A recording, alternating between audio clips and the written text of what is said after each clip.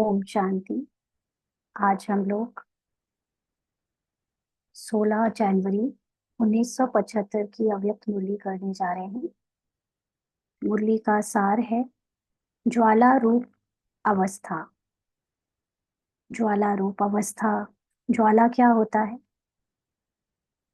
जब मैं मूल निराकार आत्मा की स्थिति में, अपनी संपूर्ण स्थिति में बाबा के साथ कंबाइंड होती हूँ। मैं मतलब मेरा माइंड, मेरे मन को मैं मन मनाभव करके अपनी निराकारी स्थिति में स्थित करती हूँ, जिस पल शरीर का कोई भी भान नहीं होता, स्टोरी का कोई भी आकर्षण नहीं होता, और वो सिर्फ एक साइलेंस की अवस्था होती है। उस स्वरूप को, उस अवस्था को कहते हैं ज्वाला रूप अवस्था। तो विश्व परिवर्तन के आधार मूर्त, सर्व संबंधों तथा प्रकृति के सर्व आकर्षणों से उपराम, आकर्षण मूर्त बाप दादा ज्ञान रत्न वत्सों से बोले। अपने को नयनों में समाये हुए नैनों के नूर व नूरे रत्न समझते हो। हम्म। सबसे पहले तो नूर क्या होता है? हम लोग कोर्स कराते हैं औरों को, तो क्या कहते हैं? नूरे इल्लाही, अल्लाह नूर है। तो नूर, हम उनको क्या मीनिंग बताते हैं कि नूर का मतलब light, God is light. Hindu में भी हम क्या कहते हैं कि शिव ज्योति स्वरूप है। तो जब ज्योति की बात है, नूर की या लाइट की बात है, तो कौन सा नूर? हम लोगों को, यानी हमारे इस पढ़े लिखे हुए लिमिटेड माइंड को केवल एक ही लाइट के बारे में पता है। कौन सी लाइट? जिस लाइट से इल्यूमिनेशन होता है, मतलब जो चमकती है, और जिससे हम दूसरी चीजों को जिस लाइट से देख पाते हैं, हमको यही फिजिकल लाइट के बारे में पता है। लेकिन साइंस की बहुत डीप नॉलेज कहती है कि यूनिवर्स एक लाइट से शुरू हुआ है। लेकिन ये लाइट, ये इल्यूमिनेटिंग लाइट नहीं है। इल्यूमिनेटिंग लाइट का, इल्यूमिनेटिंग लाइट एक पार्ट है, फॉर्म है एक लाइट का, जो कि हमको लगता है बस एक वही लाइट है। इसीलिए जब बाबा कहता है कि अपने लाइट स्वरूप में टिको, तो हम लोग समझते हैं कि हमारे शरीर से इल्यूमिनेशन होने लगा, मतलब चमकदार वाइब्रेंट कलर की लाइट्स फैलने लगी। क्योंकि हमारे माइंड की नॉलेज जितनी है उतना ही हम समझ पाते हैं। लेकिन जब बाबा कहते हैं अपने को लाइट स्वरूप में टिकाओ, तो इसका मतलब होता है जिस लाइट की बात हो रही है, वो लाइट है आपके अपने होने की, कहना चाहिए, रियलाइजेशन। आप कौन हो? मैं एक एनर्जी, मैं एक आत्मा, मैं हूँ। मेरा होना, मैं कौन? इस शरीर से परे, जब शरीर की सारी लेयर्स उतार दो, कहानी की, आइडेंटिफिकेशंस की सारी लेयर उतार दो, आवाज, पहचान, सब उस चीजें उतार दो, तब केवल क्या बचता है? आत्मा। आज की साकार मुरली में भी बाबा ने कहा ना, अंत में क्या बचता है जब सारी लेयर उतर जाती हैं सूक्ष्म शरीर की, स्थूल शरीर की। सूक्ष्म शरीर में हमारी हमारे ऊपर संस्कारों की, संकल्पों की लेयर होती है, जो हम सोचते हैं, जो हमारे हैबिट्स हैं, जो हम अपने को समझते हैं कि हमारा क्या क्या पहचान है, विशेषता है, गुण है। ये है सूक्ष्म लेयर।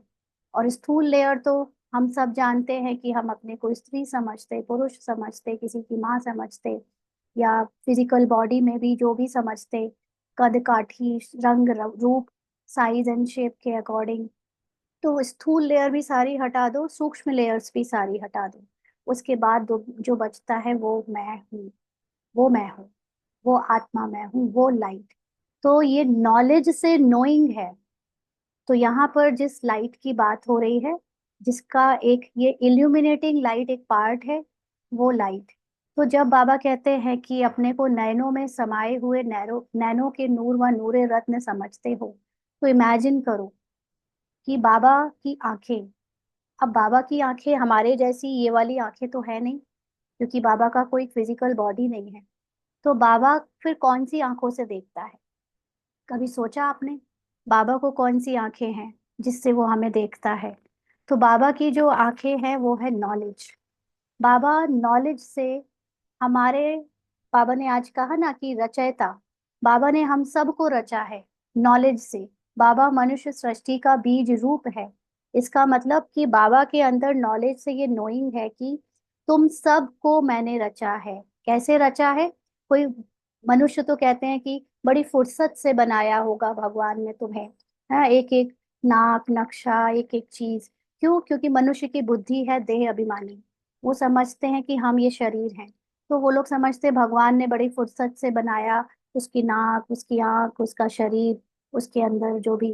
बट जो मनुष्य स्थूलता से थोड़े परे होते हैं, वो कहते हैं कि मनुष्य के इस रंग रूप में क्या जाना। जो अंदर होता है वही अच्छा, अच्छी सीरत वाला होता है, वही सही इंसान है, वही नेक पुरुष, वही नेक मानव है। तो उन लोगों के अंदर होता है ये नॉलेज, थोड़ी सी सूक्ष्म, ज्यादा नहीं, थोड़ी सी सूक्ष्म, कि मनुष्य जो अंदर से खूबसूरत है वही असली खूबसूरती है। लेकिन भगवान के लिए ना तो ऊपरी खूबसूरती का कोई मीनिंग है, ना ही अंदर की खूबसूरती का कोई मीनिंग है। भगवान हम सबको रचता है। हमारी जो क्रिएशन है वो भगवान ने अपने संकल्पों से की है।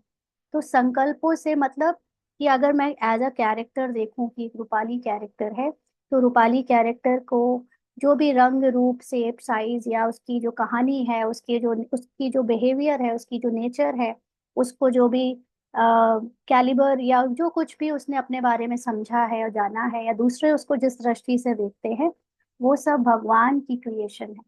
भगवान ने हम 800 करोड़ से ज्यादा मनुष्यों को क्रिएट किया अपने संकल्पों से। भगवान ने ही ये प्रकृति जानवर सब संकल्पों से क्रिएट किए। तो भगवान की नयनों में समाये हुए नूर मतलब भगवान की दृष्टि में हर समय हम लोग समाये रहते हैं। आप इमेजिन करो, अभी के अभी अपनी आंखें बंद करो और आंखें बंद करके जरा देखो। अगर आपको मैं कुछ इमेजिन करने को कहूँ, तो आप कहाँ से इमेजिन करोगे? क्या आप ये दो आंखों से इमेजिन करोगे? नहीं, आप अपनी बुद्धि से इमेजिन करोगे। और जब बुद्धि से इमेजिन करोगे, तो अब मैं आपसे कहूँ कि जरा 10 लोगों को खड़ा कर दो अपने सामने, तो हर एक अपनी अपनी क्रिएशन, जिसकी जैसी बुद्धि है वो वैसे खड़ा करेगा।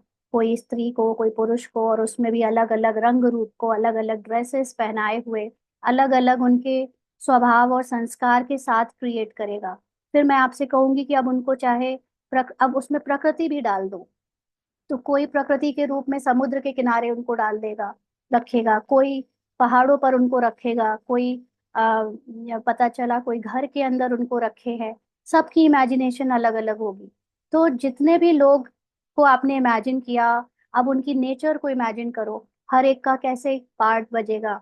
कोई अपने अपने बिहेवियर और अपने अपने अनुरूप से सब लोग अलग अलग बिहेवियर को सब में डालेंगे, है ना। तो ये जो वर्ल्ड आप क्रिएट कर रहे हो, ये कहाँ समाया है? ये आपकी नयनों में, मतलब आपके अंदर की दिव्य बुद्धि में समाया हुआ है। और एक एक एक लाइट के फॉर्म में आपको अपनी दिव्य बुद्धि से दिख रहा है। वो 10 कैरेक्टर, उनके पीछे का बैकग्राउंड, उनका बिहेवियर, उनका बोल चाल, हंसना बोलना, जो कुछ भी है, वो आपको अपनी बुद्धि में एक लाइट के फॉर्म में दिख रहा है, राइट। तो ऐसे ही ये पूरा संसार भगवान के नयनों में समाया है। यानी हम सब बच्चे बाबा के नोइंग रूपी लाइट के एक कैरेक्टर है। तो इसको कहते हैं नैनो के नूर व नूरे रत्न। तो बाबा के, अब ये नूर सिर्फ इल्यूमिनेशन क्यों समझते हैं हम? क्योंकि एक्चुअली इल्यूमिनेटिंग लाइट हमें दिखती है। इल्यूमिनेटिंग का मतलब समझते हैं? जो बल्ब जल रहे हैं, जो सूरज की लाइट है, वो हमको दिखा रही है कि ये रंग लाल है, ये पीला है। अब इसको ये रंग लाल, पीला, हरा, ये सब रंग का नाम किसने दिया? ये इस माइंड ने नाम दिया। बाकी और ये जो अलग अलग चीजें दिखती है कि वुड दिख रही है, कहीं पीतल दिख रहा है, कहीं स्टील दिख रहा है, ये सब को भी नाम किसने दिया? हमारे इस माइंड ने दिया। तो असल में ये सारी दुनिया स्थूल दिखने लगी इस माइंड के सबको नाम देने से। तो अभी बाबा के लिए तो ये कोई दुनिया स्थूल नहीं है। बाबा के लिए सारी दुनिया बाबा के संकल्पों के अंदर, उनकी दिव्य दृष्टि में हो रही है, क्योंकि बाबा के पास कोई अलग से बुद्धि और अलग से शरीर नहीं है जिसको बैठकर बाबा आंखें बंद करके इमेजिन करे और उसमें क्रिएट करे सब कुछ, लेकिन बाबा इज द नॉलेज। तो ये नॉलेज बाबा अभी हमको जो दे रहा है कि तुम सब मेरी नॉलेज में समाये हुए नूर हो। एक्चुअली मेरा personally as a character Rupali, जो बी के जीवन में मेरी आंख खुली इस ज्ञान को लेकर, वो भी इसी स्वमान से खुली। कोई कोई पार्ट आया था, कोई परीक्षा आई थी जिसमें किसी ने कहा तुम तो मेरी आँख मेरे नाक का क्या बोलते हैं उसको, नूर, नसूर हो, ऐसा कुछ। तब बाबा ने अंदर से आवाज आई, मैं तो बाबा की आंखों का नूर हूँ, है ना। तो उस दिन मेरा एक नया जन्म हुआ था। तब तो समझ में नहीं आता था कि ये आंख का नूर होना क्या होता है। तब लगता था कि बाबा की मैं फेवरेट हूँ, ऐसे होता होगा इसका मीनिंग। बट एक्चुअली बाबा की आंखों के हम सब नूर है। क्यों? क्योंकि बाबा ये हम ये जो कैरेक्टर अभी पुरुषार्थ करने के लिए ये ज्ञान ले रहा है, ये सारा कैरेक्टर बाबा के नॉलेज में समाया हुआ है। तो क्या हम अपने को ऐसे नैनो के नूर, नूर मतलब लाइट, लाइट क्या होती है? नॉन फिजिकल होती है। तो क्या हम अपने को नॉन फिजिकल समझते हैं? हम्म, या हम अपने को ये स्थूल शरीर वाला कैरेक्टर, और जो भी नाम है हमारे, जो भी हम स्त्री पुरुष हैं या हम जो कर रहे हैं, वो समझते हैं? क्या समझते हैं? तो बाबा कहते, स्वयं को बाप दादा के नयनों के सितारे समझते हो? पूछ रहे हैं बाबा। नयनों के सम्मुख हो या नयनों में समाये हुए हो? तो जब हम अपने को फिजिकल समझते हैं, फिजिकल आइडेंटिटी समझते हैं, चाहे हम बीके या ब्राह्मण आइडेंटिटी समझें, तो हमें बाबा के सम्मुख जाना पड़ता है। हमें लगता है कि हम बाबा मिलन मनाने सामने चले जाएं, कहीं मधुबन में चले जाएं, बाबा से हम फिजिकल रूप में रूरिहान करें, फिजिकल रूप में बाबा की दृष्टि लें। और जो नयनों में समाये हुए होते हैं, जिनको अपनी लाइट होने का, जिनको अपने सूक्ष्म होने का आभास है, जो अपने सूक्ष्म बिंदु या कह लो ज्योति स्वरूप, ज्योति एक्चुअली वो वाली ज्योति नहीं है जो ज्योति कैंडल लाइट में जलती है। ये ज्योति का मतलब नॉलेज से एक नोइंग है कि मैं बाबा के संकल्पों की रची हुई एक सूक्ष्म शक्ति हूँ।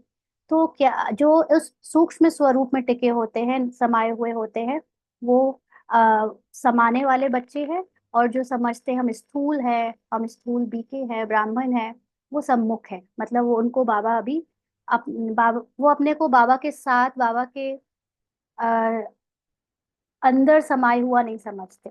वो अभी बाबा से डिफरेंट समझते हैं खुद को, कि बाबा अलग, मैं अलग। और समाये हुए समझते हैं कि जो बाबा वही मैं।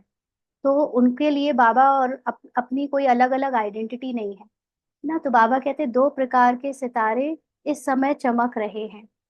हर एक स्वयं से पूछे कि मैं कौन सा सितारा हूँ। हम्म, अब दो तरह के बता दिए ना बाबा ने। आप कौन से वाले सितारे हो? सामने रहने वाले कि बाबा अलग, मैं अलग, मैं बाबा से शक्तियां लेता हूँ, मैं बाबा से गुण लेता हूँ, मैं तो फिजिकल बॉडी हूँ, लेकिन मैं फिजिकल बॉडी में रहने वाली एक आत्मा हूँ। अब मुझे बाबा से लेकर शक्तियां संपूर्ण बनना है। वो वाले सितारे हो? या मैं और बाबा में कोई डिफरेंस है ही नहीं, मैं बाप समान हूँ, मैं बाबा की ही क्रिएशन हूँ, तो मैं बाबा के जैसा हूँ। बाबा क्रिएटर है तो बाबा ने मुझे अपने उसमें रचा है। या ये वाला सितारा हूँ? तो समाये हुए की क्वालिफिकेशंस और सम्मुख वाले के बीच, दो के बीच में, तीसरे के आने की मार्जिन रहती है। अब बाबा ने डिफरेंस बताया कि आपको अगर चेकिंग करनी है तो आप किस आधार पर अपनी चेकिंग करो कि आप समाये हुए हो या सम्मुख वाले हो। तो बाबा ने बताया कि जो स- सम्मुख होते हैं, जो सम्मुख होते हैं उनमें बाबा और उनके बीच में किसी तीसरे के आने की मार्जिन रहती है। क्यों? क्योंकि बाबा उनको दूसरा लगता है, मैं दूसरी हूँ। तो हम दोनों के बीच में हमेशा कोई ना कोई माया मन के बनाई हुई आइडेंटिटी या कोई ना कोई पहचान आती रहेगी। कभी मैं माँ के रूप में, ये मदर बीच में आ जाएगी, कभी स्त्री का भान बीच में आ जाएगा, कभी पुरुष का भान बीच में आ जाएगा, कभी देह होने का भान बीच में आ जाएगा। मतलब कहानी में जितनी बातें हैं वो सब बीच में आती रहेंगी मेरे और बाबा के बीच में। ये है सम्मुख वालों के सम्मुख बच्चे, जो बाबा के सामने रहते हैं, बाबा में समाये नहीं रहते। अर्थात कोई ना कोई विघ्न निरंतर में अंतर कर सकता है। यानी कोई ना कोई बात, ड्रामा की, कैरेक्टर की, बॉडी कॉन्शियसनेस की, मेरे और बाबा के बीच में मेरा ध्यान खींच के ले जाती है। जो बाबा के ध्यान में हमेशा समाये रहते हैं, या मेरे ध्यान में जो जब जिनके बाबा हमेशा समाये रहता है, उनके बीच में माया नहीं आ सकती। लेकिन अगर मैं और बाबा के ध्यान के बीच में कोई थर्ड बात आ जाती है, कोई समस्या आ जाती है, कोई विघ्न आ जाता है, तो मैं निरंतर बाबा के साथ नहीं हूँ ना, तो निरंतर में अंतर आ जाता है। लेकिन जो नयनों में समाये हुए हों, वे बाप के समान होते हैं। जो बाबा के समान अपनी सूक्ष्म स्मृति में टिके होते हैं, जिनके अंदर बाप समान अपनी संपूर्णता पर निश्चय है, फिर भले ही वो कैरेक्टर में बहुत उथल पुथल भी होती है, कैरेक्टर में कमी भी है, कैरेक्टर में बुद्धू से लग रहे हो, कैरेक्टर में हम बहुत कमजोर भी लग रहे हो, लेकिन अंदर से स्मृति में हमारी नोइंग है, ये ज्ञान है, ये निश्चय है कि मैं बाप समान हूं ही। तो जिनके स्मृति में बाबा के समान स्मृति होती है, वो बाबा के नयनों में समाये हुए होते हैं। क्योंकि कोई परिस्थिति व प्रकृति अर्थात पांच तत्व भी बाप से उन्हें अलग नहीं कर सकते। उन्हें निश्चय है कि मेरा मुझे ये कैरेक्टर देखना पड़ रहा है, मुझे इस कैरेक्टर को अनुभव करना पड़ रहा है, फील भी करना पड़ रहा है, क्योंकि अभी मेरा रोल चल रहा है। एक्चुअली आत्मिक स्वरूप में जब मैं स्थित हो जाती हूँ, तो मुझे रोल एकदम डिफरेंट, थर्ड पर्सन लगता है। लेकिन फिर भी परिस्थितियां जब कुछ विपरीत हो जाती है, विपरीत का मतलब जब मेरी बॉडी कॉन्शियसनेस को कोई हर्ट करता है, माना उसमें कोई परीक्षा लेने आ जाता है, जब मैं अपने को आत्मा भूल जाती हूँ, तब उतनी देर के लिए मेरे कैरेक्टर में बाबा से दूरी हो जाती होगी। लेकिन फिर भी एक निश्चय है कि मैं आत्मा तो हूं ही बाप समान। ये फिजिकल बॉडी से, कैरेक्टर से कोई भी परीक्षा आ जाए, लेकिन मुझे कोई बाबा से अलग कर नहीं सकता। जिनके अंदर ये निश्चय है, तो उनको, वो नयनों में बाबा के समाये हुए बच्चे हैं। तो बाबा कहते हैं, गोया वे सदा सदा ही निरंतर एक रस और एक की लगन में मगन होंगे। उनके अंदर ये लगन रहेगी कि मैं तो हूं ही बाबा के जैसी, बाबा के समान, बाबा के साथ, चाहे फिजिकल रूप में कितनी भी उनको परिस्थितियों का सामना करना पड़े। तो वो एक की लगन में मगन रहेंगे। वो परिस्थितियों को बीच में, मतलब परिस्थितियां क्या है, ये माया है ना। तो जो माया आती है, वो माया को पहचान जाते हैं कि ये मुझे बाबा से दूर करने आई है, तो वो माया को तुरंत जान लेते हैं। इसलिए माया में उलझते नहीं, फंसते नहीं, लगातार चलते रहते हैं, बढ़ते रहते हैं, अपनी यात्रा को निरंतर की तरफ ले जाते हैं, याद की यात्रा को। तो बाबा कहते हैं, एक बाप और बाप समान सदा ईश्वरीय सेवा, उनके लिए सदा ईश्वरीय सेवा होती है। तो सदा ईश्वरीय सेवा को समझना बहुत जरूरी है।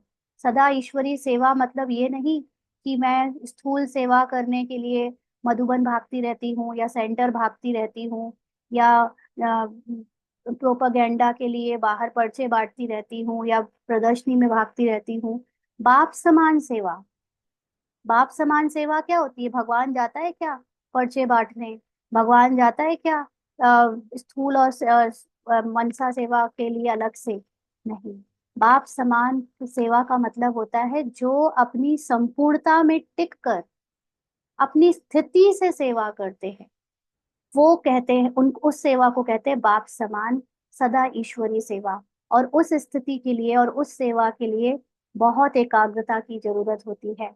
आप भागते रहो, आप भटकते रहो, आप यहाँ वहाँ लोगों के साथ बातें करते रहो, मिलते जुलते रहो, फिर चाहे आपस में कितनी भी ज्ञान की चर्चा करो, चाहे वो कितना भी योग लगाने बैठो, लेकिन उसमें भी वो एकाग्रता नहीं बनती जो एकाग्रता आपको अपने अंदर जाने के लिए चाहिए। क्योंकि अंदर जाने के लिए आपको बाहरी रूप से जो कुछ दिख रहा है, जिन जिन सी चीजों से आपको लगाव है, या जो आदतें बनी हुई हैं, जो धारणाएं बनी हुई हैं, उन सबको बहुत सूक्ष्म रूप में काटना है। उन सब से अपने को अलग करना है, एक एक स्थूल और सूक्ष्म धारणा को खत्म करना है। तब जाकर मैं अकेली आत्मा बचती हूँ। तो इसलिए बाप समान सदा ईश्वरीय सेवा बहुत कम लोग कर पाते, क्योंकि वो एकाग्रता, वो अंतर्मुखता ज्यादातर लोगों को अच्छी लगती ही नहीं, या उस उतना एकाग्र, उतना अंतर्मुखी होने का पार्ट ही नहीं है, वो सेवा सबको मिलती ही नहीं। है ना। इसलिए तो दूसरी सेवा करते हैं, वो अच्छी बात है, लेकिन एक्चुअली में जब हम इतने हायर नॉलेज ले रहे हैं तो हमें ये समझना चाहिए कि हमको अगर सच में पुरुषार्थ को सीरियसली अपने सूक्ष्म रूप में करना है तो हमें बाप समान ईश्वरीय सेवा करनी है। हम अपनी पहचान या संतुष्टता अ, स्थूल सेवाओं से ना बनाए कि हम तो बहुत बड़ी बड़ी सेवा कर रहे हैं, हम तो बहुत बड़े सेंटर के स्पेशल हैं, हम तो बहुत सारे लोगों को कोर्स कराते हैं या बहुत लोगों को समझाते हैं। इससे अगर आपने अपनी पहचान बनाई हुई है, इससे संतुष्टता बनाई हुई है, तो आपको अपनी जो सूक्ष्म बाप समान स्थिति है वो बहुत दूर दिखाई देगी। क्योंकि बाप समान बनने के लिए हमें हर एक बाहरी जो भी है, कोई भी, चाहे ब्राह्मण चाहे नॉन ब्राह्मण, सबसे एकाग्र अपनी बुद्धि हटाकर अपने अंदर एकाग्र होना पड़ता है। तो इसके लिए अंतर्मुखता की गुफा में जाना पड़ता है। तो बाबा कहते बस ऐसे बच्चे जो बाबा की में समाये रहते हैं, ऐसे बच्चे, बस इसके सिवा उन्हें और कुछ दिखाई नहीं देगा। उनके लिए सबसे इम्पोर्टेंट होगा कि मुझे अपनी अंतर्मुखता में रहकर एकाग्रता के साथ बाबा के साथ कंबाइंड रहना है। इससे ज्यादा मेरे लिए कुछ भी इम्पोर्टेंट नहीं है। तो बाबा कहते हैं उनकी दृष्टि, वृत्ति और स्मृति, ये तीनों ही सदा समर्थ रहती है, अर्थात व्यर्थ समाप्त हो जाता है। ऐसे बने हो, या बनना है, तो व्यर्थ क्या है? जितना भी हम बाह्यमुखता में आते हैं और बाह्यमुखता का सोचते हैं, बाहरी किसी का भी सोचते हैं, चाहे वो घर लौकिक वालों का, चाहे वो सेंटर से रिलेटेड, चाहे ब्राह्मण, चाहे संसार में प्रकृति का, चाहे वायुमंडल का, वो सब बातें व्यर्थ में आती हैं। तो जब हम सिर्फ आत्मा के बारे में, संपूर्णता के बारे में बाबा के साथ कंबाइंड होकर रहते हैं, तभी समर्थ स्थिति होती है। तो ऐसी वाली सेवा के लिए क्या हमारी दृष्टि, वृत्ति और स्मृति, तीनों ही चीजों में बाबा समाया रहता है, या व्यर्थ बातें रहती है?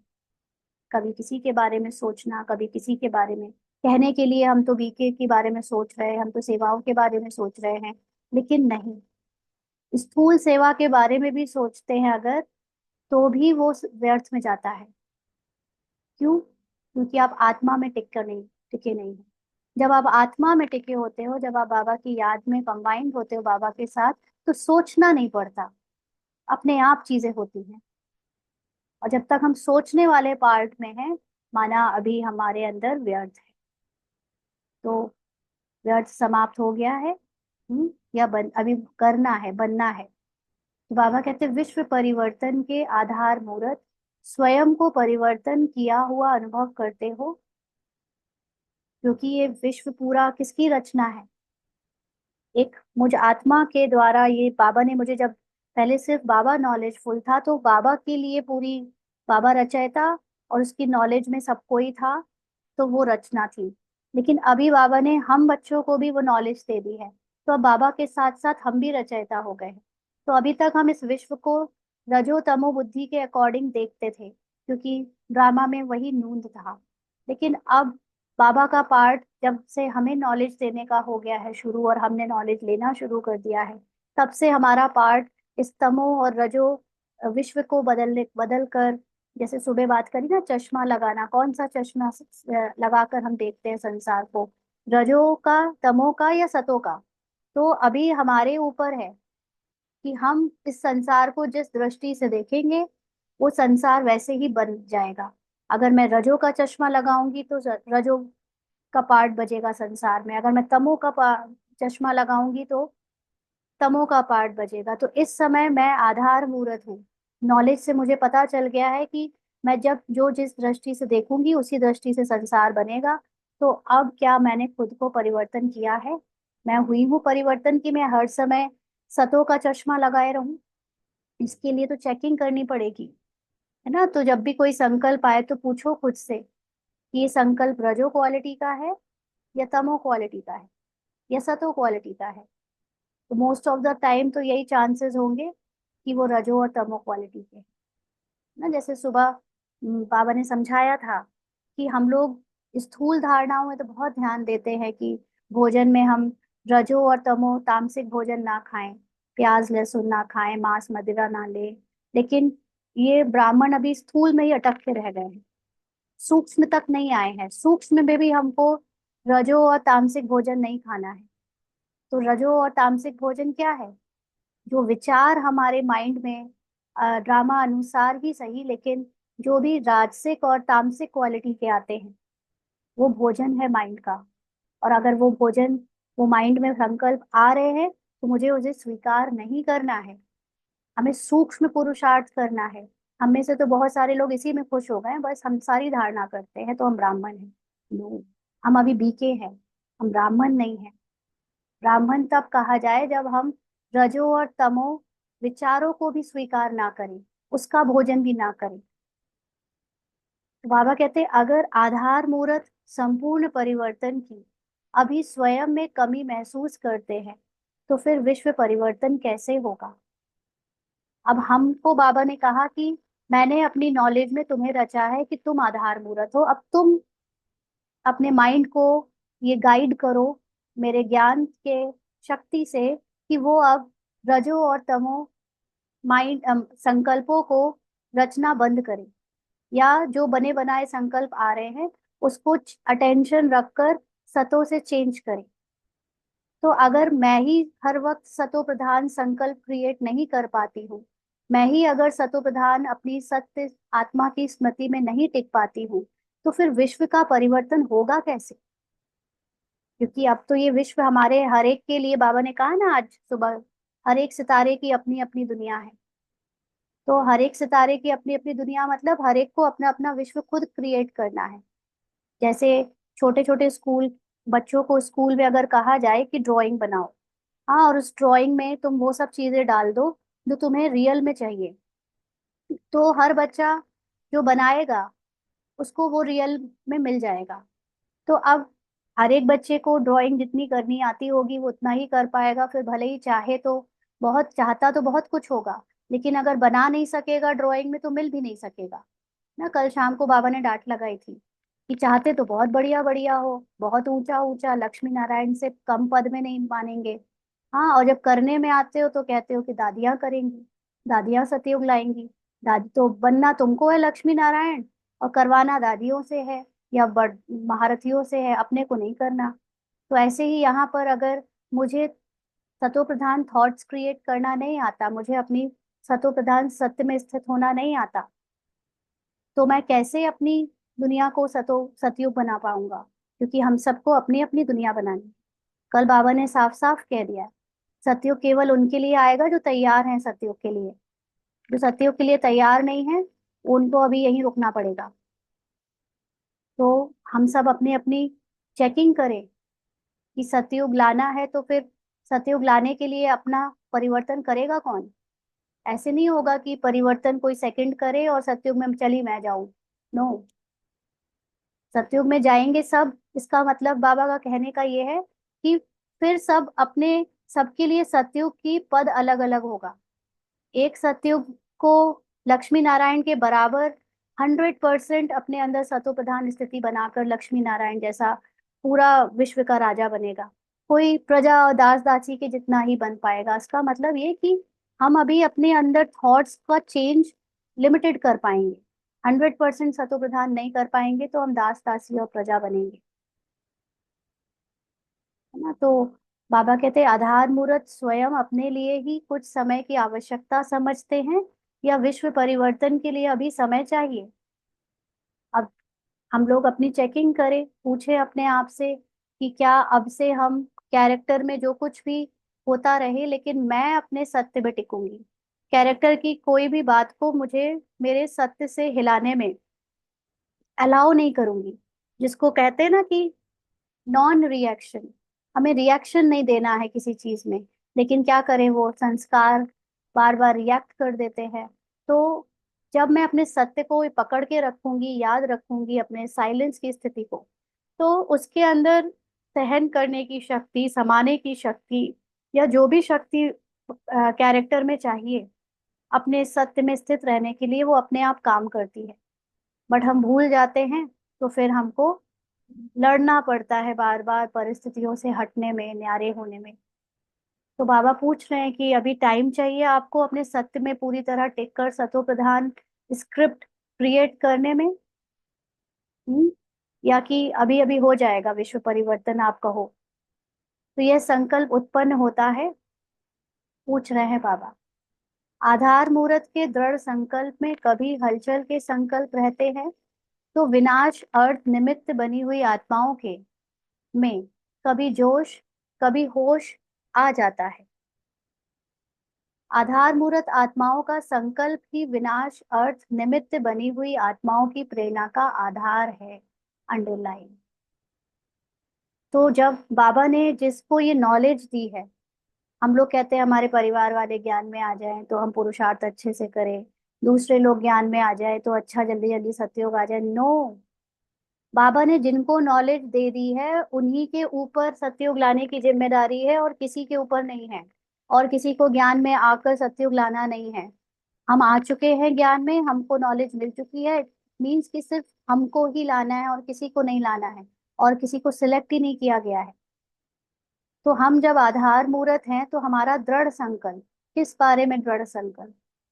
अपने सत्य सूक्ष्म आत्मिक स्वरूप जो बाबा के समान है, जो हर समय बाबा की याद में कंबाइंड रहता है, उस संकल्प से जब हम नीचे आ जाते हैं, मतलब हलचल में आ जाते हैं।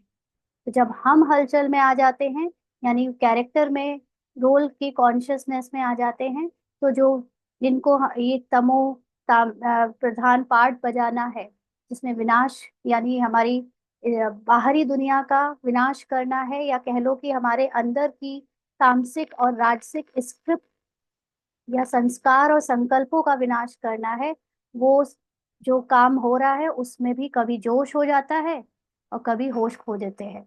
कभी कभी वो काम बहुत तेजी से चलता है और कभी कभी रुक जाता है।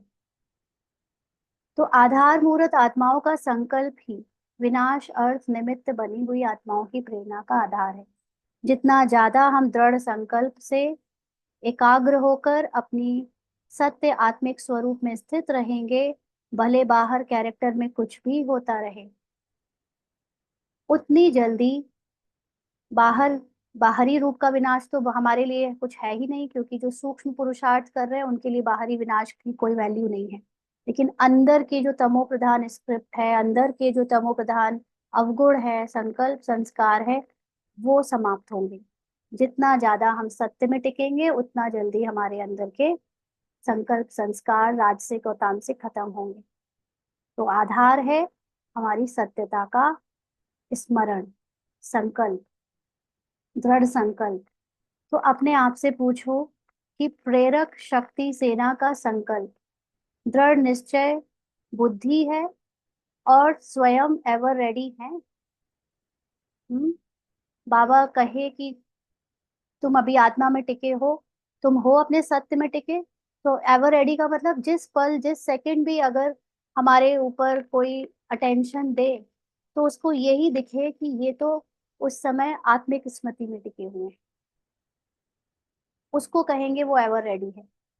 भले ही पार्ट में ऊपर नीचे भी बज गया, पार्ट में कुछ भी बजा, लेकिन अंदर से वो जो आत्मा डिटैच्ड ऑब्जर्वर देख रही है कि पार्ट में इसके ऊपर नीचे भी हो रहा है, पार्ट में ये कुछ बोल भी रही है, पार्ट में कुछ चल भी रहा है, बट वो आत्मा जो ऑब्जर्वर है वो अटेंशन लगातार रखे हुए है। वो लगातार लाइट फेंक रही है अपने पार्ट के कैरेक्टर के अंदर माइंड को, कि ये माइंड में जो रजो और तमो संकल्प है वो मैं नहीं हूँ। तो ऐसे दृढ़ निश्चय बुद्धि हैं हम कि हम हमेशा अपने सत्य को ही याद रखते हैं, हमेशा एवर रेडी हैं। तो बाबा कहते हैं जैसे यज्ञ रचने के निमित्त ब्रह्मा बाप के साथ ब्राह्मण बने, तो यज्ञ से प्रज्वलित हुई यह जो विनाश ज्वाला है, इसके लिए भी जब तक ज्वाला रूप नहीं बनते तब तक यह विनाश की ज्वाला भी संपूर्ण ज्वाला रूप नहीं लेती है। जैसे ब्रह्मा को ये ज्ञान मिला, तो ब्रह्मा बाबा ने तपस्या करके अपने अंदर के संसार को बदला। बाबा क्या करते थे 2 बजे से 5 बजे तक सुबह सुबह बैठ के? बाबा अपने अंदर के संसार को, ये जो बाहर संसार दिख रहा है उसको अपने अंदर मर्ज करते थे, और हर एक थॉट को फिर रीड करते थे और देखते थे कि वो राजसिक है या तामसिक, और फिर उसको कंटिन्यूअसली अपने सतो प्रधान स्थिति से चेंज करते थे। अब उस ज्ञान से, जिसको बाबा ने कहा ज्वाला स्वरूप, उस ज्ञान की ज्वाला से उन तमो प्रधान और रजो क्वालिटी के संकल्पों का विनाश करते थे। तो जब तक मैं आत्मा अपने सत्य ज्ञान को ज्वाला स्वरूप के रूप में अपने अंदर उसका चिंतन नहीं करूंगी, मनन नहीं करूंगी, मर्ज नहीं करूंगी, तब तक हमारे अंदर के राजसिक तामसिक संस्कार संकल्प समाप्त नहीं होंगे। तो यह भड़कती है, फिर शीतल हो जाती है।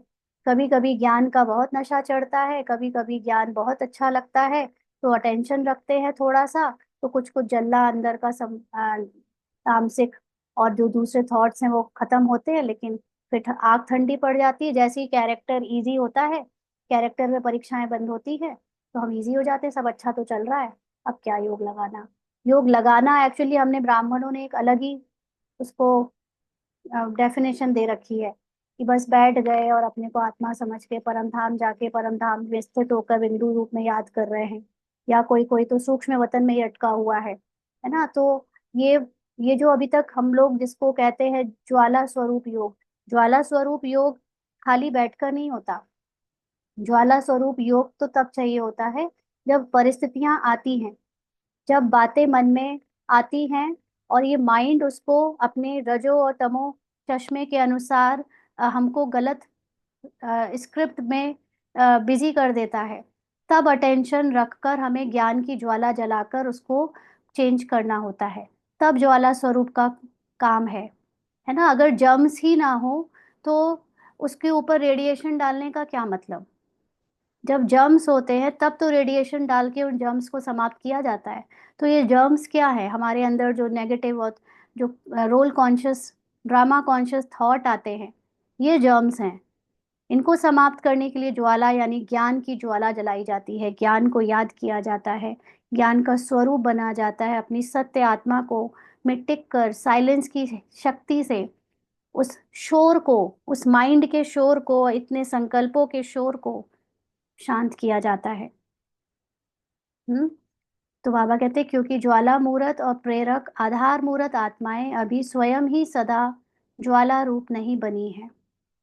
अभी हम ही नहीं हर वक्त ज्ञान की और अपनी सत्य की स्थिति में सदा रहते हैं। तो ज्वाला रूप बनने का दृढ़ संकल्प स्मृति में नहीं रहता है। ज्वाला रूप बनने का मुख्य और सहज पुरुषार्थ कौन सा है। तो किसी ने बोला मेरा तो एक शिव बाबा। तो बाबा कहते हैं यह स्मृति सदा रहे, इसके लिए भी कौन सा पुरुषार्थ है। हम्म। तो बाबा कहते हैं अब लास्ट विशेष पुरुषार्थ कौन सा रह गया है, उपराम अवस्था। अब क्या है कि जब हम लोग ये कहते हैं ना मेरा तो एक शिव बाबा, तो हम लोगों ने ना इसको एक फिजिकल रूप में समझ लिया है, कि जब भी कोई लौकिक में या कैरेक्टर में ड्रामा में कोई हमें परेशान करने की बातें आती है, तो हम उन चीज़ों से परेशान होकर कहते हैं अरे मुझे नहीं सोचना उनके बारे में, मेरा तो एक शिव बाबा दूसरा ना कोई। तो उस समय हम ये नहीं समझ पाते कि एक्चुअली शिव बाबा मेरा कहने का मतलब होता क्या है। हम बस ये समझ लेते हैं कि हम नफरत करते हैं बाकी की सारी चीज़ों से, बाहरी ड्रामा से, लोगों से, और हमें बस बाबा से प्यार है। बट असल में मेरा तो एक शिव बाबा का जो सूक्ष्म मीनिंग है वो ये कि कैरेक्टर में जो भी दूसरे भी कैरेक्टर है या मेरा भी अपना कैरेक्टर है, ये सब विस्तार है। और जब मैं ये कहती हूँ मेरा तो एक शिव बाबा, मतलब ये पूरा विस्तार समाकर मैं अपने सत्य आत्मा के सार में स्थित हो जाऊं। ये है मेरा तो एक शिव बाबा कहने का मतलब। और हम क्या सोचते हैं, ये सब दुश्मन है, ये सब उल्टे सीधे लोग, गलत है, बाहरी दुनिया का आकर्षण, ये माया है, ये मोह है, मुझे ये नहीं चाहिए वो नहीं चाहिए, और मेरा तो एक शिव बाबा, बस मुझे बाबा के साथ रहना है। मतलब हम स्थूल रूप में ही अपने को बस बाबा बाबा कहने की कोशिश करते हैं, बाबा के साथ रहने की कोशिश करते हैं। बट सच्चाई तो ये है कि ये सारा विस्तार हमारे माइंड का ही क्रिएशन है। और जब तक हम इस विस्तार में रह रहे हैं, हम बॉडी कॉन्शियस में रह रहे हैं, हम कितना भी कह ले मेरा तो एक शिव बाबा, हम उपराम नहीं हो पाते। तो उपराम होने का मतलब ये है कि समेट लो ये पूरा विस्तार। बाहर कोई चीख रहा है, चिल्ला रहा है, गाली दे रहा है, गुस्सा कर रहा है, प्यार कर रहा है, डांट रहा है, कुछ भी कर रहा है, कोई नहीं, इस सब को समाओ, आंखें बंद करके अपने माइंड के अंदर जाओ, अपने मन को इन सब को एक डब्बे में बंद करो, क्लोज करो, और कहानी को थोड़ा ब्रेक दे दो सारी, और अपने सत्य में टिक जाओ और उपराम हो जाओ। तो अभी ये लास्ट पुरुषार्थ रह गया है। तो बाबा कहते हैं यह तो है रिजल्ट। उपराम अवस्था तो रिजल्ट है कि हम उपराम हो जाएंगे, ये कुछ करने के बाद होंगे, वो रिजल्ट होगा। लेकिन उसका पुरुषार्थ क्या है? उसका पुरुषार्थ क्या है? तो किसी ने कहा न्यारापन, डिटैचमेंट। तो बाबा ने कहा न्यारापन भी किससे आएगा? कौन सी धुन में रहने से? कैरेक्टर में हम अगर कैरेक्टर को करना चाहें या छोड़ना चाहें, लेकिन दोनों ही बातों में हम कैरेक्टर से जुड़े हुए हैं, है ना। अगर कोई कहे कि मैं ये खाऊं या नहीं खाऊं, तो देखो, खाने में भी तुम उसको उसके बारे में सोच रहे हो, और नहीं खाने में भी तुम उसके बारे में सोच रहे हो। क्या नहीं खाऊं, कब तक नहीं खाऊं, क्यों नहीं खाऊं। तो अल्टीमेटली आप सोच तो खाने के बारे में रहे हो ना। जब हम यहाँ पे फिजिकल धारणाएं करते हैं तो प्रॉब्लम यही है कि हम कहते तो हैं कि हमने ये खाना छोड़ दिया, वो खाना छोड़ दिया, फिर हम क्या सोचते? अब ये खाऊं कि नहीं खाऊं, अब वो खाऊं कि नहीं खाऊं, अब ऐसे रहूं कि नहीं रहूं, वैसे रहूं कि नहीं रहूं। इन दोनों से परे हो जाओ। न्यारा होना मतलब ना खाने में लगाव, ना नहीं खाने में लगाव, मुझे सोचना ही नहीं है उसके बारे में। जो होगा वो ड्रामा अनुसार होता रहेगा। मुझे मेरी सिर्फ एक धुन रहे कि मुझे आत्मा को, यानी इस माइंड को अब वापस अपने घर, यानी आत्मा में मर्ज होना है, वो साइलेंस में मर्ज होना। फिजिकल कोई चीज की कोई चिंता नहीं, फिजिकल धारणाओं की कोई चिंता नहीं, फिजिकल कॉन्शियसनेस की कोई चिंता नहीं, सबसे डिटैच। तो बाबा कहते हैं न्यारापन किससे आएगा? कौन सी धुन में रहने से? धुन यही रहे कि अब वापस घर जाना है। जाना है अर्थात उपराम, ना। घर हम लोग, हमें बीके लाइफ में बहुत स्ट्रेस लिया है हम लोगों ने, स्थूल धारणाओं के लिए भी, स्थूल ड्रामा के लिए भी, और अपने कैरेक्टर में अच्छा बुरा, ये करे वो करे, ये नहीं करे वो नहीं करे, इन सब चीजों के लिए। लेकिन ध्यान तो आखिर उसी में लगा रहा ना। अभी तो टाइम आ गया, ध्यान ही हटा दो नाटक से।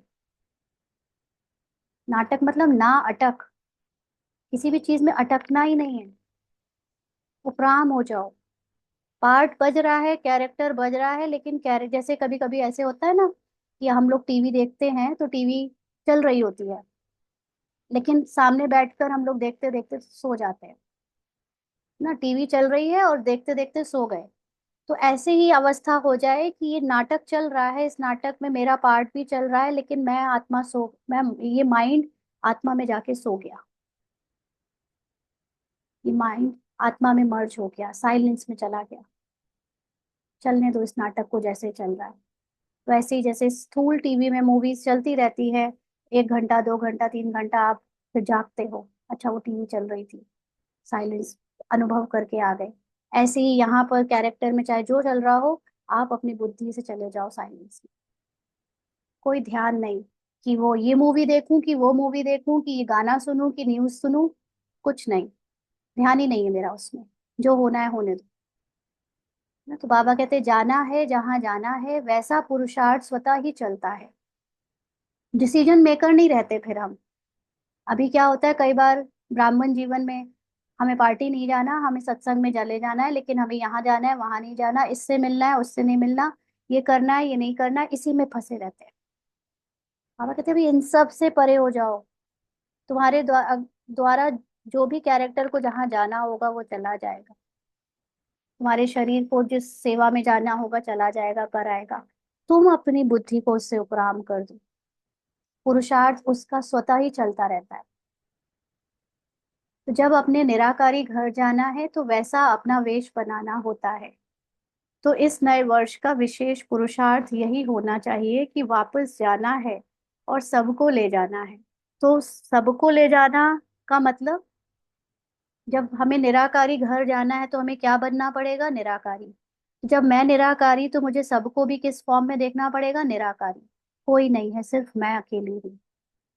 टेलीविजन पे जो कुछ चल रहा है देह में चल रहा है, देह की कहानी में चल रहा है, जो कि सुबह जैसे बताया लाइट का शो चल रहा है। टीवी में क्या होता है?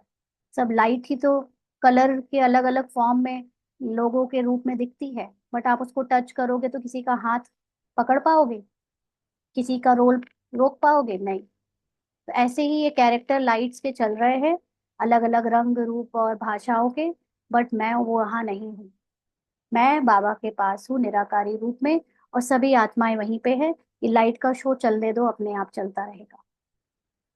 तो इसको कहते हैं सबको ले जाना। इस स्मृति से स्वतः ही सर्व संबंध, सर्व प्रकृति के आकर्षण से उपराम अर्थात साक्षी बन जाएंगे। अब जब आप टेलीविजन पे मूवी देखते हो, तो आपको टेलीविजन पे दिख रहा है एक मूवी में कि आग लग रही है, या बाढ़ आ रही है, या तूफान आ रहा है, या धरती हिल रही है, तो वो टेलीविजन पे हो रहा है ना। आपका खुद का फिर उसमें कुछ भी हलचल नहीं आती, क्योंकि दिख रहा है कि वो टेलीविजन पे है। ऐसे ही जब आप अंदर से उपराम हो जाते हो, तो ये मूवी संसार जो मूवमेंट है हो रहा है, एक्शन हो रहे हैं, आवाजें आ रही है, यहाँ की हर एक बात से आप अपने आप उपराम होकर, उससे साक्षी होकर देख पाओगे। साक्षी होकर देखने का मतलब ही ये है कि अपनी मूवी को बाहर टेलीविजन पे देखना। जिस मूवी में आपने ही एक्टिंग करी है वो मूवी चल रही है, और आप उसको अब बाहर से बैठकर देख रहे हो। लेकिन अब आपको उस मूवी में, चाहे वो रोने का आपका पार्ट है, चाहे हंसने का, चाहे कोई भी, बाहर रहकर आपको कोई फर्क पड़ेगा? जिस मूवी में आप ही ने एक्टिंग करी है, अगर आप उस मूवी को देखो तो आपको रोना आएगा उसके रोने से? नहीं आएगा। आपको उसके परेशान होने में, जो उसने एक्टिंग में परेशान होता हुआ दिखाया है, आपको बाहर ही उसका कोई फर्क पड़ेगा? नहीं पड़ेगा। तो अपने को टीवी के बाहर बैठा लो, और फिर देखो पूरी कहानी अपने एक रोल की। तो अपने आप सब संबंधों से और प्रकृति के आकर्षण से उपराम हो जाओगे, साक्षी हो जाओगे। तो साक्षी बनने से सहज ही बाप के साथी बन जाएंगे, वह बाप समान बन जाएंगे। अंडरलाइन। जब आप अपने कैरेक्टर से भी उपराम हो जाते हो, कहानी से पूरा उपराम हो जाते हो, तो बचती है केवल एक आत्मा, और वो आत्मा होती ही है बाबा के साथ कंबाइंड, या बाबा के समान। तो सर्व को सदा ज्वाला रूप दिखाई देंगे। और वो स्थिति जो हमारी हर वक्त रहेगी, उस स्थिति में हमारी आग की ज्वाला, ये वाली आग नहीं जिसको हम हवन कुंड में जलाते हैं, लेकिन ज्ञान की ज्वाला हमारे अंदर, नॉलेज से, ये नोइंग से हमेशा हम अपने बाहर ही स्थित रहेंगे, अपने सत्य में। तभी यह विनाश ज्वाला भी आपके ज्वाला रूप के साथ साथ स्पष्ट दिखाई देगी। माना आपके अंदर के और दूसरों की सारी बुराइयां निकलती हुई, खत्म होती हुई दिखाई देंगी। जितना जितना आप अपने सत्य स्वरूप और ज्ञान के स्वरूप में टिके होगे, उतना ही आपके अपनी बुरा जो कैरेक्टर में कमियां हैं, कमजोरियां हैं, और दूसरों के कैरेक्टर में कमियां, कमजोरियां हैं, वो सब आपको दिखाई देंगी निकलते हुए, खत्म होते हुए ना। लेकिन आपको उस वक्त डरना नहीं है। जब आपके कैरेक्टर की कमियां निकले, या दूसरों के कैरेक्टर की कमियां निकले, तो आपको स्थित रहना है अपने सत्य और उसके सत्य को देखकर, क्योंकि वो निकल रही हैं, खत्म हो रही हैं। जितना स्थापना के निमित्त बने ज्वाला रूप होंगे, माना जितना हम सतो प्रधान सोल कॉन्शियस होंगे, बाबा के साथ कंबाइंड होंगे, उतना ही विनाश ज्वाला रूप में प्रत्यक्ष होगा। ज्वाला रूप में मतलब इतना जल्दी जल्दी हमें संसार में लोगों की नेगेटिविटी, लोगों का पाप, लोगों के अंदर का देह भान खत्म होता हुआ, निकलता हुआ दिखेगा। तो इस दृढ़ संकल्प की तीली लगाओ, तब विनाश ज्वाला भड़केगी। तो क्या दृढ़ संकल्प करना है हमको?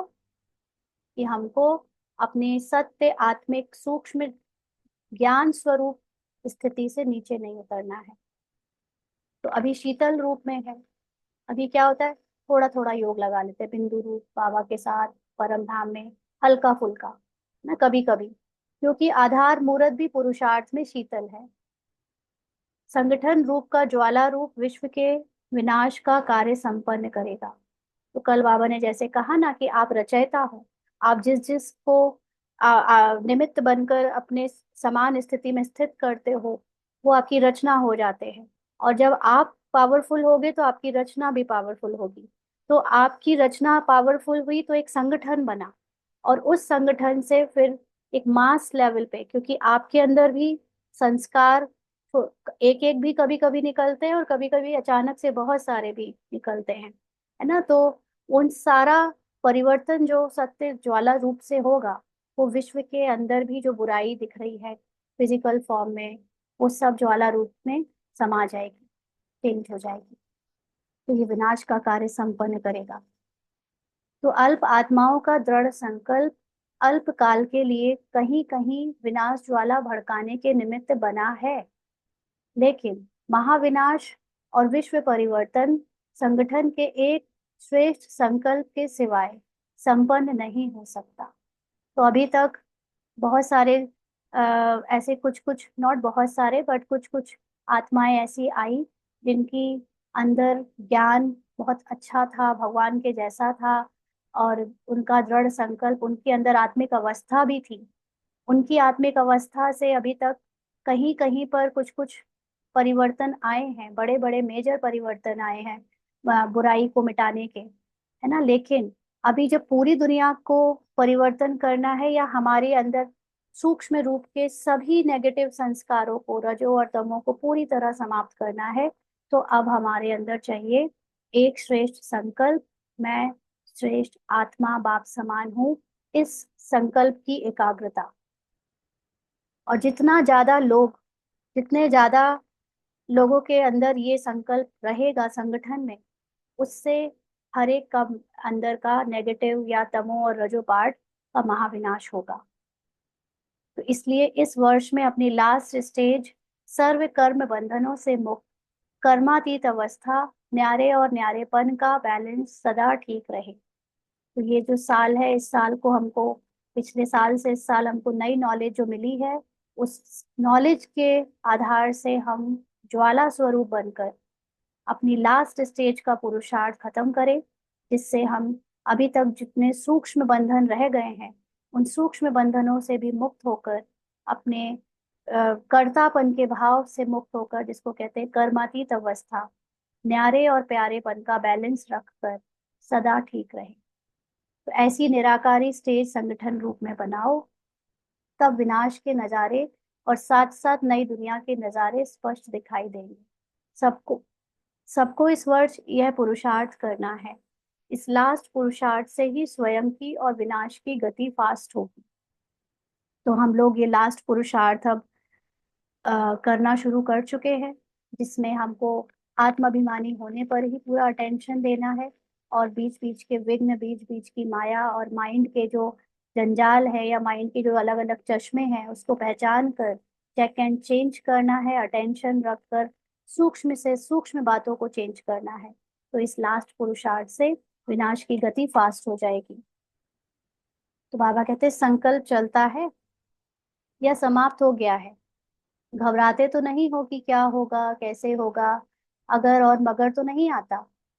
अगर ना हुआ तो, क्योंकि कल बाबा ने डांट लगाई थी, विनाश बाहर, जिनका जो लोग वेट कर रहे हैं कि बाहर का विनाश होगा तो हम पुरुषार्थ फास्ट करने लग पड़ेंगे। तो ऐसे अगर अभी भी लोगों को है कि बाहर का विनाश होगा तो क्या होगा, अगर और मगर, हम तो तैयार नहीं हुए हैं और ऐसा वैसा जो समझ रहे हैं, तो बाबा कहते हैं अगर बच्चे सोचते हैं अगर ना हुआ तो, कोई कहता है मगर होना ही है, कोई अगर कहता, लेकिन होगा क्या। कई समझते हैं कि बाप तो अव्यक्त हो गया, व्यक्त में सामना करने वाले तो हम ही हैं, लेकिन आप भी अव्यक्त हो जाओ। विनाश किसके लिए होता है? फिजिकल बॉडी के लिए, फिजिकल वर्ल्ड के लिए। आत्मा तो फिजिकल आइडेंटिटी है ही नहीं, आत्मा का तो कोई फिजिकल अस्तित्व है ही नहीं। तो हम शरीर से हटकर अपनी स्मृति को हमेशा के लिए निराकार आत्मा बना लें, अव्यक्त हो जाए, तो हमारे लिए भी विनाश नहीं होगा, जैसे बाबा के लिए नहीं हो रहा, दादियों के लिए नहीं हो रहा, तो हम भी अव्यक्त हो जाए। अर्थात कोई भी सामने आए तो व्यक्त भाव की बात उन्हें दिखाई ना दे, या करने की हिम्मत ना हो। औरों के भी व्यक्त भाव को मिटाने वाले अव्यक्त फरिश्ते बन जाओ। यानी अपनी निराकारी स्थिति में सदा स्थित रहो, या ज्ञान के लाइट में रहो, हमेशा लाइट रखो अपने अंदर, ज्ञान की लाइट जलाकर रखो। ऐसी अव्यक्त स्थिति व वायुमंडल अर्थात पांडवों का किला बनाओ, तो यह हलचल समाप्त हो जाएगी। पूजा सिस्टर आपकी तरफ से कोई स्क्रीन पर कुछ लिखने की कोशिश कर रहा है, प्लीज उसको रोके।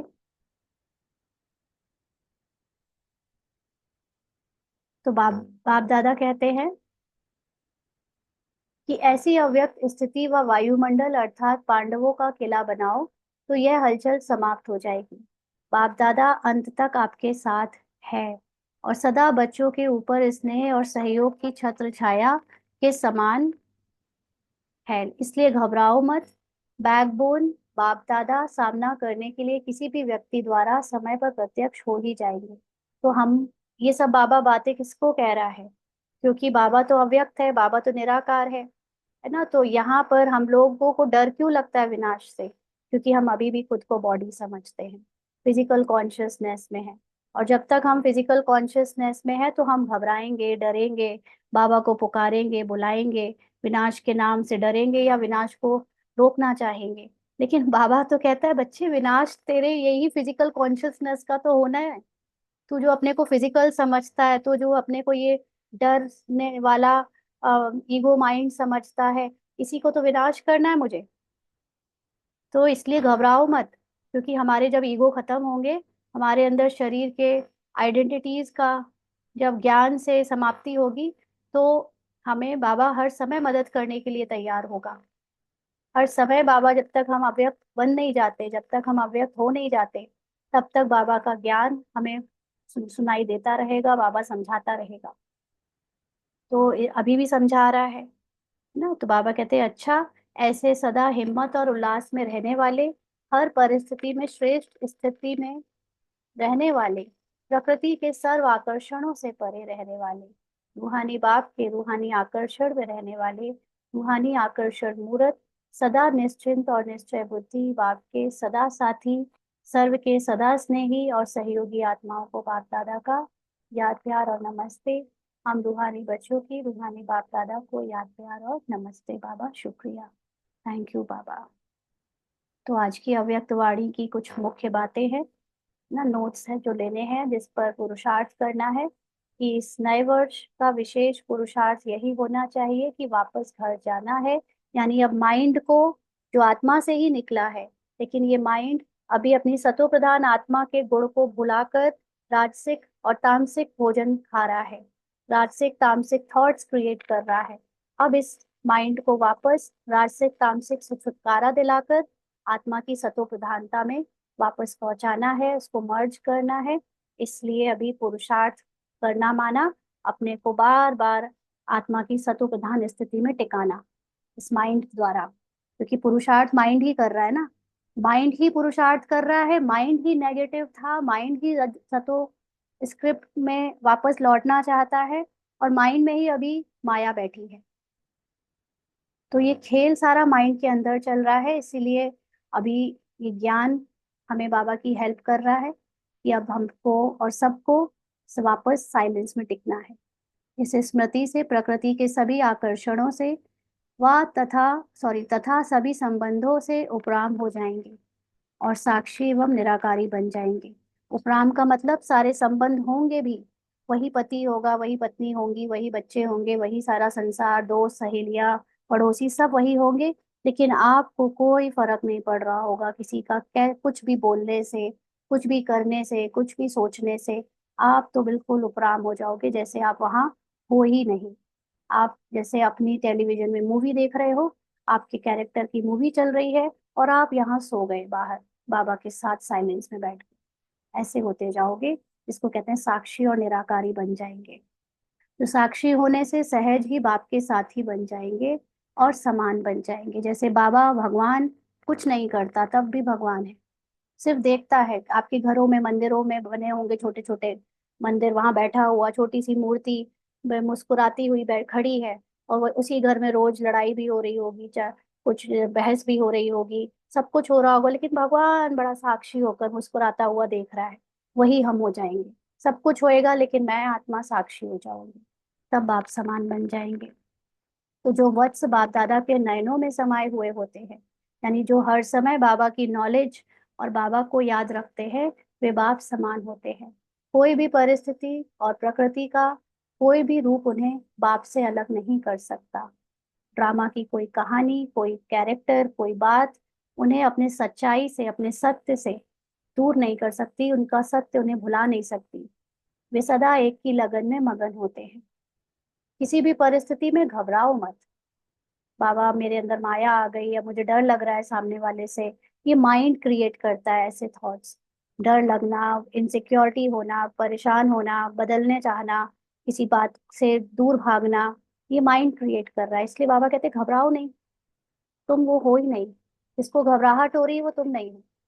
जिसको डर लग रहा है वो तुम नहीं हो। जो परेशान हो रहा है वो तुम हो ही नहीं।